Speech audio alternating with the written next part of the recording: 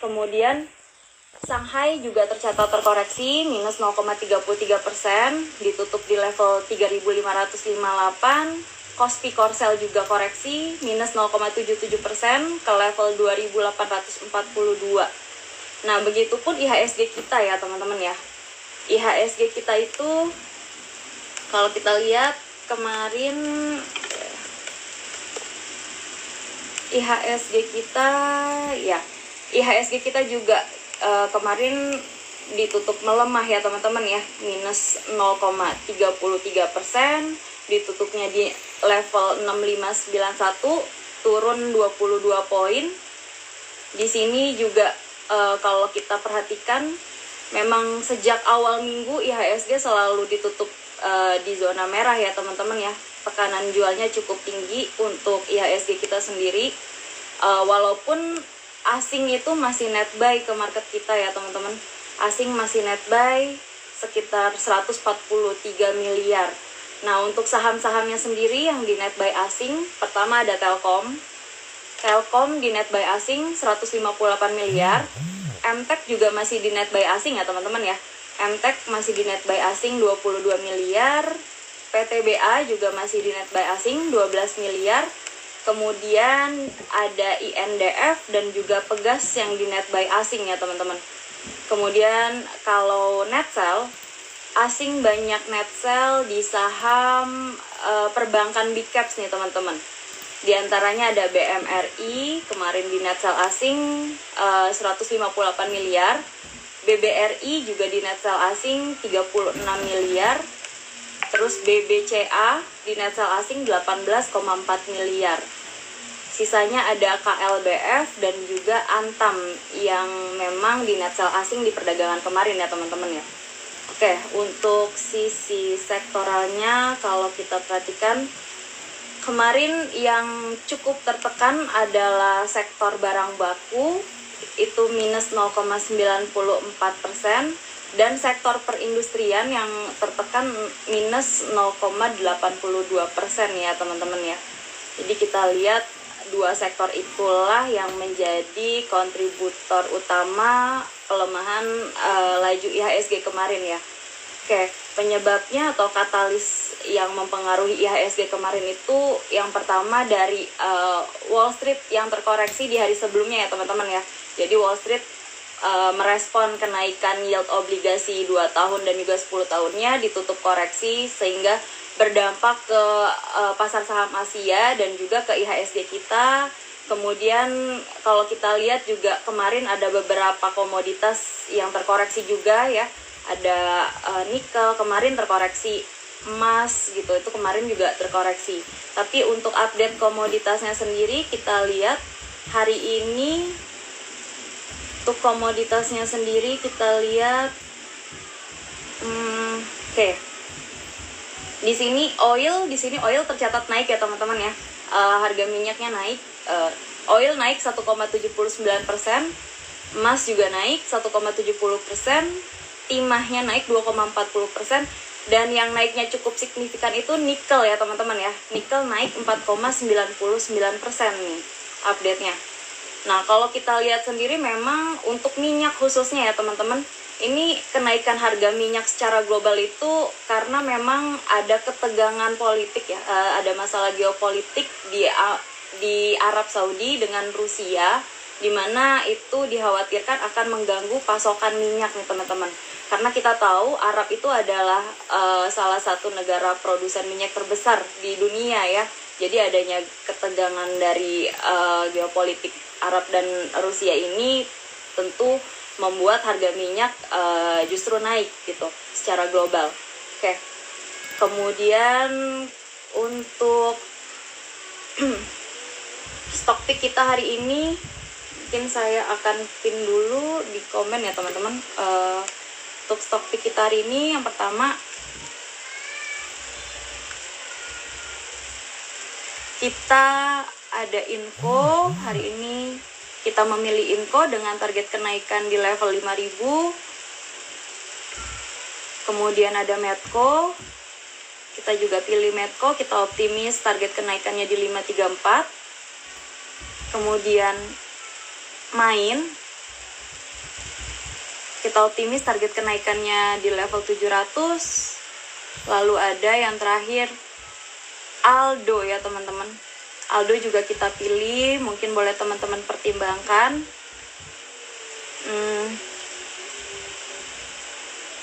Oke, ini disclaimer on ya teman-teman. Disclaimer on. Oke, ini boleh teman-teman coba jadikan watchlist saham-saham stock pick, saham-saham pilihan kita ini, dan sesuaikan dengan profil risiko yang teman-teman miliki ya. Oke, yang pertama Inco. Kita memilih Inco, mungkin strateginya boleh di buy di level 4890, target kenaikannya kita optimis di 5000, stop lossnya 4650. Nah, kita lihat secara teknikal juga Inco kemarin itu sempat breakout resistennya ya teman-teman. Resistennya itu di sekitar level 4770. Inco juga kemarin ditutup naik 3,60%. Kemudian dari sisi volume juga dia mengalami kenaikan yang signifikan dibanding hari sebelumnya. MACD-nya juga udah menuju ke level yang positif. Nah, kita lihat untuk Inco masih berpeluang menguat ya teman-teman ya. Menguji resisten terdekatnya di sekitar 5000. Nah, selain itu juga kita lihat hari ini nikel itu naik ya teman-teman ya. Harga nikelnya itu naik 4,99%. Nah, ini kan katalis yang positif juga untuk saham Inco. Kemudian dari sisi kinerjanya Inco itu di kuartal 3 2021 itu juga masih berhasil mencatatkan laba bersih yang naik nih teman-teman. Laba bersihnya naik 1,76 triliun. Kalau dibandingkan dengan periode yang sama di tahun yang sebelumnya itu naiknya lumayan ya teman-teman ya. Karena laba bersih di periode yang sama tahun sebelumnya itu cuma tercatat 1,14 triliun. Jadi mengalami kenaikan yang cukup signifikan. Selain itu tambahannya hari ini nikelnya juga naik 4,99% kenaikannya teman-teman. Oke. Lalu kita memilih saham Medco, ini juga boleh teman-teman pertimbangkan. Strateginya untuk Medco sendiri, buy di sekitar level 500, target kenaikannya di 534, stop loss jika dia break di bawah 474 ya teman-teman ya. Nah, untuk Medco sendiri juga kita lihat dia berpeluang untuk technical rebound ya teman-teman. Karena memang secara jangka pendek dia itu kecenderungannya sideways, dia bergerak konsolidasi. Nah, tapi kemarin itu ada penguatan dari sisi volume, kemudian dari indikator momentum stokastiknya juga dia bergerak naik, bergerak ke atas, dan MACD-nya juga udah menuju ke level yang positif. Jadi kita lihat untuk Medco berpotensi untuk terus menguat ya teman-teman ya. Mungkin akan menguji resistance terdekatnya di sekitar 534. Kalau berhasil breakout di resisten 534, dia ada potensi bisa ke level 560-an untuk Medco. Nah, untuk Medco sendiri selain dari technical, kita juga lihat pertama itu ada berita yang cukup positif dari Medco ya teman-teman, di mana Medco ini dikabarkan akan mengakuisisi perusahaan di Singapura nih teman-teman, yaitu ConocoPhillips. Nah, dari rencana akuisisi ini, Medco menargetkan untuk bisa menjadi pemasok gas utama di Singapura. Oke, selain itu juga kita lihat dari kinerjanya Medco di kuartal 3 2021 itu juga laba bersihnya masih tercatat signifikan ya teman-teman naiknya. Karena di periode yang sama itu masih tercatat rugi bersih nih. Jadi di kuartal 3 2021 Medco itu mencatat laba bersih sekitar 803 miliar. Ini dibandingkan dengan periode yang sama di tahun sebelumnya itu masih tercatat rugi bersih. Rugi bersihnya itu 1,94 triliun. Nah, ini juga Medco merupakan saham yang turn around ya teman-teman ya, karena mampu membalikan kinerjanya menjadi kinerja yang positif dari yang sebelumnya rugi bersih menjadi laba bersih. Oke, kemudian selain Medco kita memilih Main atau Malindo Feedmill.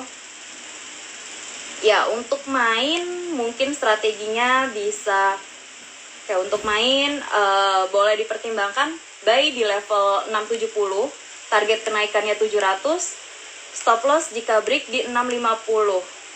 Nah, untuk main secara teknikal itu kemarin dia ditutup di highest levelnya ya teman-teman. Ini ditutup di 670 yang merupakan highest level perdagangan kemarin. Kemudian kita lihat juga dari stokastik dia juga berada di oversold area, berpotensi naik. MACD-nya juga golden cross, mengarah ke level yang positif. Nah, untuk main ini masih terbuka peluang untuk naik ya teman-teman ya, menguji ke resisten terdekatnya di sekitar 700. Kita ada target price untuk main di 700. Jadi untuk main sendiri kita masih optimis dari sisi teknikal, dan kalau lihat fundamentalnya, kita lihat main itu juga merupakan saham yang turnaround ya teman-teman. Karena di kuartal 3 2021 itu main sudah berhasil mencatatkan laba bersih. Laba bersihnya main itu sekitar 18,7 miliar. Nah, ini jauh lebih baik dibandingkan dengan periode yang sama di tahun sebelumnya ya teman-teman ya. Karena periode yang sama di tahun sebelumnya itu main masih mencatat kerugian bersih sebesar 72,5 miliar. Nah, selain kinerjanya yang membaik, bahkan menjadi positif ya teman-teman, main ini juga kita lihat khususnya emiten-emiten poultry ya teman-teman. Kita juga lihat sebentar lagi ini kan menjelang Imlek ya teman-teman ya. Nah, biasanya menjelang Imlek itu saham-saham consumer ya, khususnya poultry juga biasanya terdapat katalis yang positif nih. Oke. Kemudian yang terakhir itu ada Aldo. Aldo kita jadikan stock pick juga untuk hari ini. Mungkin strateginya boleh di buy di 1485, target kenaikannya 1520, stop loss jika dia break di 1350. Nah, untuk Aldo ini dia lagi berada di fase strong bullish-nya ya teman-teman ya. Karena kenaikannya itu udah dari 8 November 2021, dari awal November tahun lalu ya teman-teman, dia udah bergerak rally, udah selalu tercatat higher high higher low untuk saham Aldo ini. Kemarin pun ditutup masih menguat 10% nih teman-teman. Penguatan 10%, ditutupnya di highest level kemarin juga di 1485. Jadi kita lihat untuk Aldo juga masih ada peluang untuk naik, karena dari volumenya juga ya teman-teman, volumenya juga dia mengalami kenaikan dibanding hari sebelumnya. Stokastiknya di area overbought, tapi kita lihat juga masih berpotensi untuk naik, mungkin menuju ke 1520 dulu nih untuk Aldo. MACD berada di level yang positif. Nah, selain dari teknikal, kita juga lihat dari bisnisnya nih teman-teman. Jadi Aldo itu terkena sentimen positif dari tingginya permintaan bisnis packaging untuk industri e-commerce ya teman-teman ya. Karena kita tahu bahwa saat ini sepertinya gaya hidup masyarakat itu udah mulai switching nih dari yang sebelumnya lebih senang belanja dengan langsung mengunjungi toko, tapi saat ini industri e-commerce itu udah mulai naik ya teman-teman ya. Nah, Aldo ini terkena sentimen positifnya karena bisnis packagingnya Aldo ini jadi tinggi demand-nya nih. Terus kalau kita lihat juga kinerjanya Aldo di kuartal 3 2021 itu juga berhasil mencatat laba bersih yang naik sekitar 56% year on year teman-teman. Laba bersihnya naik menjadi sebesar 53,8 miliar. Dan Aldo ini juga mengklaim bahwa mereka itu sudah menerapkan produk yang ramah lingkungan teman-teman untuk packagingnya. Jadi kita lihat untuk Aldo ini juga masih sangat potensial ya dari sisi bisnis, dan dari teknikalnya pun kita lihat juga masih ada peluang untuk penguatan. Oke, ini saya pilih kira-kira saham-saham yang banyak ditanyakan ya teman-teman. Oke, ini banyak yang tanya ISAT. Oke, untuk ISAT, Indosat, ya. Oke, untuk ISAT sendiri itu kemarin ditutup terkoreksi ya teman-teman, minus 1,69%. Nah, ini ditutup udah di bawah MA20-nya. Dari sisi volume dia juga dia stabil ya teman-teman volumenya, tapi tidak setinggi volume di akhir November tahun lalu ya teman-teman. Untuk ISAT stokastiknya bergerak turun di area oversold, MACD-nya di level yang negatif. Nah, untuk ISAT ini dia mungkin masih kecenderungannya sideways ya teman-teman, bergerak sideways, bergerak konsolidasi. Di sini dia ada target resisten tertinggi di sekitar target resisten terdekat di 6075, supportnya itu di 5675 ya teman-teman ya. Kalau ISAT kalau ISAT ini bergerak turun terus, pertimbangkan untuk cut loss ya teman-teman. Cut loss di level 5475 nih, karena kalau dia cut loss di 5475 itu adalah posisi level support dari fase sideways-nya nih. Kalau dia breakdown di level 5475, ada potensi dia bisa downtrend, masuk ke fase downtrend. Oke, kemudian ada lagi yang tanya,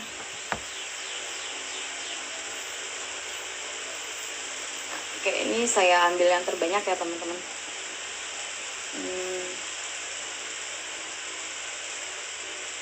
Oke.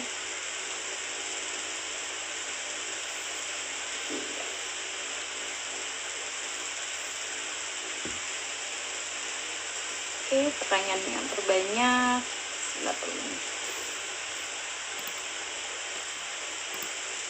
BBRI dan Elsa. Oke, BBRI dan Elsa. Untuk BBRI, untuk BBRI itu kalau kita lihat dari sisi teknikalnya, kemarin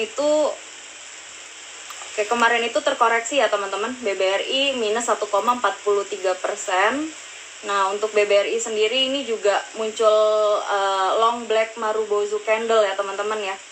Long black Marubozu candle itu adalah sinyal bearish continuation. Jadi BBRI sendiri masih berpeluang untuk terkoreksi dalam jangka waktu dekat ini karena muncul candle long black Marubozu itu.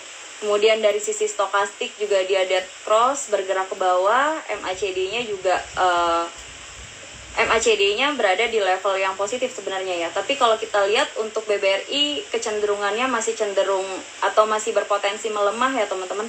Mungkin dia akan menuju level supportnya di 4100. Nah teman-teman boleh pertimbangkan kalau yang baru mau ambil, mungkin boleh ditunggu di level-level supportnya di 4100. Peluang kenaikan resisten terdekatnya ada di sekitar 4240. Nah, tambahannya lagi, BBRI juga kemarin di net sell asing ya teman-teman. Di net sell asing sekitar 36 miliar untuk BBRI. Oke, kemudian Elsa. Untuk Elsa sendiri kita lihat,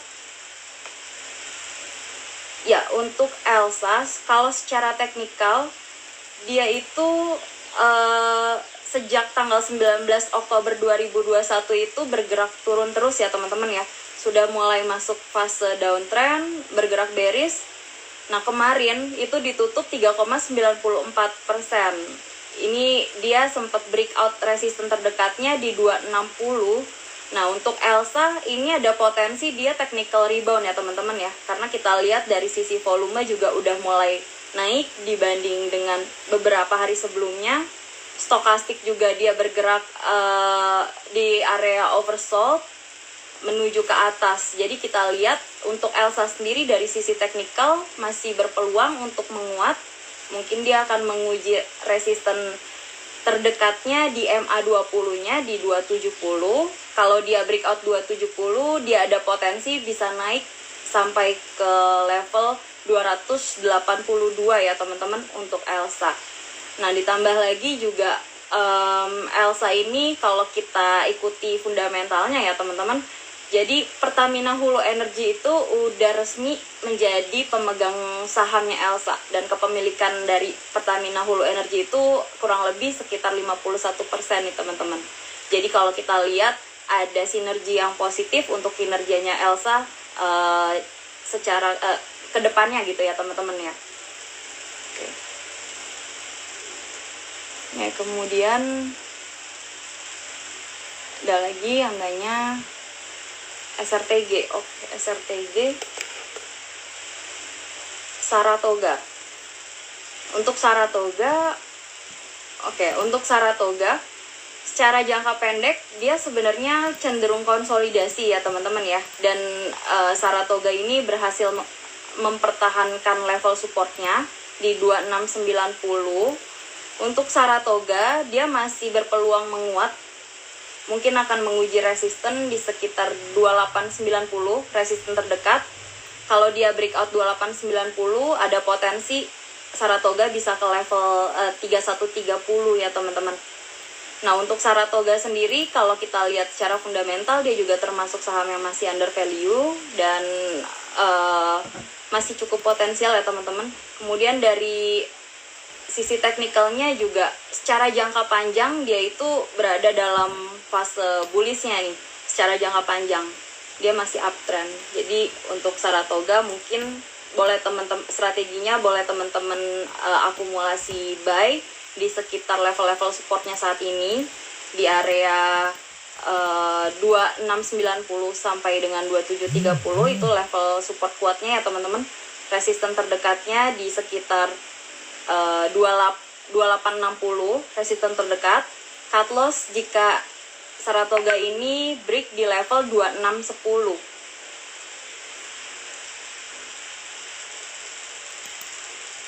Oke.